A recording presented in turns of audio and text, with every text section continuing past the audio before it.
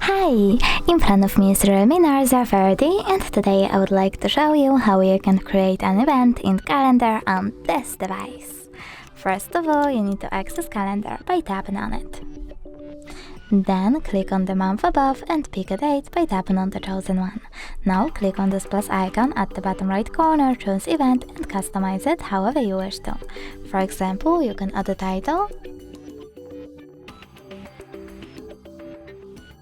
pick starting and ending hour, or turn off this feature completely by tapping on the switcher next to all day.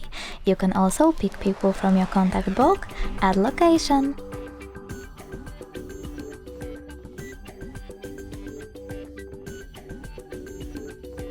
set up notifications minutes, hours or weeks before, and even take notes.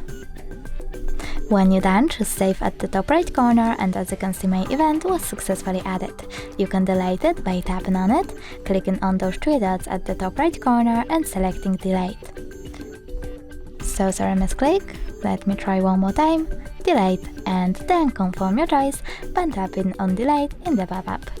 Thanks so much for watching. If you enjoyed this video, don't forget to leave a like, comment and subscribe. Bye!